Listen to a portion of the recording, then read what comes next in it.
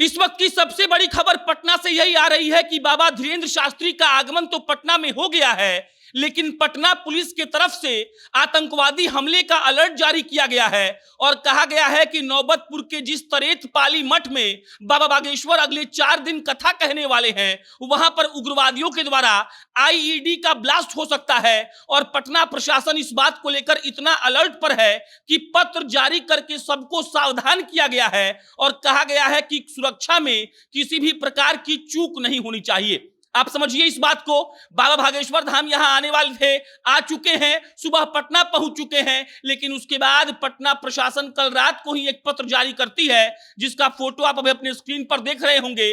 और उस पत्र में साफ साफ लिखा गया है कि देखिए, जो उग्रवादी किस्म के लोग हैं, जो असामाजिक तत्व हैं, जो आतंकवादी प्रवृत्ति के लोग हैं, वो हो सकता है कि वहां पर जाकर धमाका कर दे। और इसी को लेकर एकदम से सुरक्षा के चाक चौबंद पर पूरी कड़ी नजर रखी जा रही है और इस बात का ख्याल रखा जा रहा है कि ऐसा कुछ भी ना हो जाए कि बाबा बागेश्वर के कार्यक्रम में किसी भी प्रकार का आवधान आए और वहां पर कोई भी रोक रुकावट हो। बाबा बागेश्वर आने वाले थे पटना, बाबा बागेश्वर पटना आ गए हैं, लेकिन आने से ऐन पहले पटना प्रशासन को लगा कि देखिए, कोई धमाका वहां पर नौबतपुर में हो सकता है और उसी को लेकर अलर्ट जारी होता है। और उस अलर्ट वाले पत्र में कई चीजों का जिक्र है, आपको हम समझाते हैं उसमें क्या क्या दिया गया है।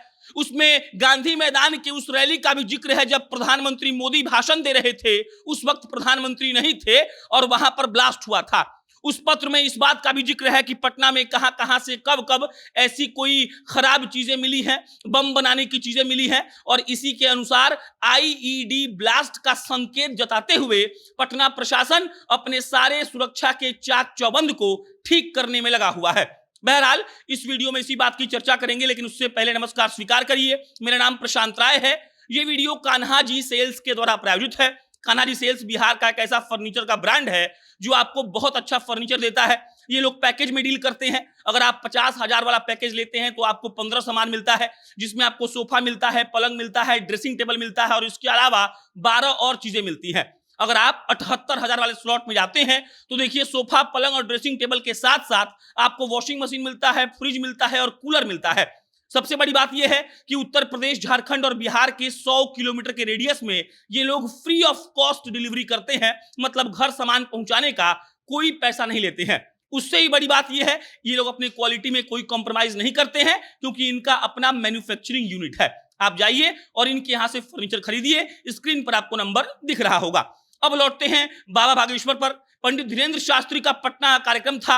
हनुमान जी का कथा कहने के लिए वो 4 दिनों के लिए पटना आ रहे हैं। उनका दिव्य दरबार भी यहां लगने वाला है, जहां पर पर्चियां खोली जाएंगी और बाबा अपने पर्ची खोलने के लिए बहुत मशहूर भी हैं। लेकिन उनके आने से ऐन पहले पटना प्रशासन एक अलर्ट जारी करता है और उस अलर्ट में यह बताया जाता है कि बाबा धीरेन्द्र शास्त्री के कार्यक्रम में आईईडी ब्लास्ट हो सकता है। उग्रवादियों की नजर उस कार्यक्रम पर है और इसीलिए सुरक्षा के चाक चौबंद को पटना प्रशासन एकदम दुरुस्त कर देना चाहता है। और देखिए, 300 पुलिसकर्मी सिर्फ और सिर्फ बाबा बागेश्वर के इर्द गिर्द घूमते रहेंगे। इसके अलावा कई बाउंसर रहेंगे। इसके अलावा सीसीटीवी कैमरा लगाया गया है और नौबतपुर के तरेत पाली मठ के चप्पे चप्पे पर पुलिस प्रशासन तैनात है और इस बात के फिराक में है कि अगर कोई भी गलती करता हुआ पकड़ा जाएगा तो उसको पुलिस वाले बख्शेंगे नहीं। आप समझ लीजिए, बाबा बागेश्वर आए हैं बिहार की पावन धरती पर। बाबा बागेश्वर को सब लोग जानते हैं, पंडित धीरेन्द्र शास्त्री उनका असली नाम है। और जब धीरेन्द्र शास्त्री जी पढ़ते हैं हनुमान जी का कथा तो लाखों लोग सुनने आते हैं और उसी के माफिक एक दिन में बिहार में भी 3 लाख लोगों के आने की आशंका जताई गई है और इसी को लेकर भव्य तैयारी की गई है। गजब का साज सज्जा है, लेकिन प्रशासन का अलर्ट अब इसको व्यवधान डालने के लिए के तौर पर देखा जा रहा है और लग रहा है कि अगर कुछ उग्रवादियों ने किया तब पंडित धीरेन्द्र शास्त्री का बिहार आना एक तरीके से गलत साबित हो जाएगा। बिहार के प्रशासन पर सवाल भी उठेगा, लेकिन लगता है कि प्रशासन ने भरपूर तैयारी की है और ऐसा कुछ हो नहीं पाएगा। बाकी बाबा बागेश्वर के पल पल की खबर आपको हम दिखाते रहेंगे। आप जनता नेशन देखते रहिए। बहुत बहुत धन्यवाद।